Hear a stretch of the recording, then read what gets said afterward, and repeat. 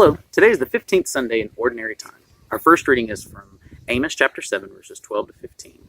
Our second reading is from Ephesians chapter 7, verses 3 to 10. Our psalm is Psalm 85. And our gospel is from the Gospel of Mark chapter 6, verses 7 to 13. We find in our first reading today the story of Amos, the prophet of God, and his confrontation with Amaziah the priest. Amos had been preaching God's word in the area, telling the people how they had fallen away from God's will and how God was going to punish them. And Amaziah the priest, he shows up and tells Amos to go away.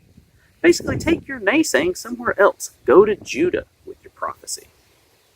And I'm always intrigued by how the Bible rings true for us today, just as it did thousands of years ago. Because what was Amos telling the Israelites that their sin was? What were they doing that was so bad, that was so against God's will? Well, in chapter 6, you can find what Amos told them. He told them they were turning justice to wormwood, casting righteousness to the ground, taxing the destitute, oppressing the just, accepting bribes.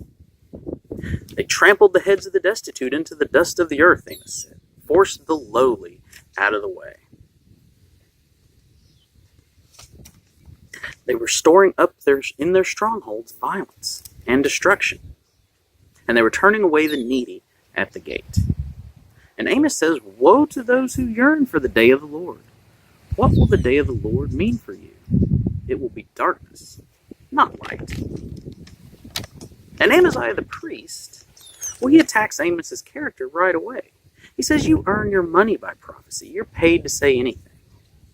And when we have a prophet, a prophetic voice like Father Martin, Father Massico, Cardinal Tobin, or Bishop Stowe, even our own Pope Francis, how many Amaziah the priests are there out there? How many of us jump on that same bandwagon with them? Get out of here, prophet for hire. Go tell somebody else what they're doing wrong. We don't need to hear it from you. We can't be bothered. And much in the same way that Amaziah accused Amos of being a prophet for hire, attacked his character, the character assassination that our prophetic voices endure is equally as bad. Because you see, we don't want to hear about our shortcomings. Oh, we like to hear a good fire and brimstone preacher who's pointing out the sins of other people. But we don't want to hear the ones that we do. And we yearn for the day of the Lord when all of those sinners will get what's coming to them. But like Amos said, what will that mean for us? Those of us who support trampling the heads of the destitute, forcing the lowly out of the way, and turning the needy away at the gate.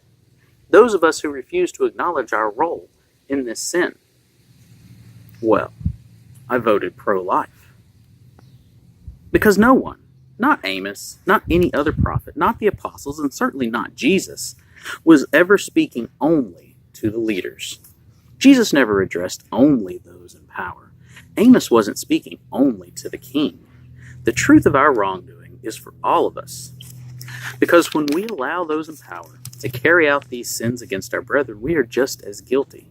When we put them in authority and give them control and look the other way, we are also responsible for their actions. We know what they do is wrong, and yet too often we stand idly by. But they said they were pro-life. And we got a tax cut. And when the prophet comes and tells us we're wrong, we say, go away, you visionary. Go someplace else. Tell someone else what they're doing wrong. We don't want to hear it. We can't be bothered. What did Jesus tell the apostles in our gospel today? Shake the dust off your feet. Testimony against them. How much dust will they shake off their feet in testimony against us?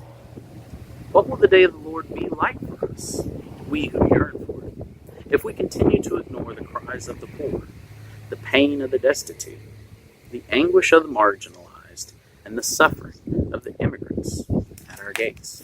What will it be like for us, those of us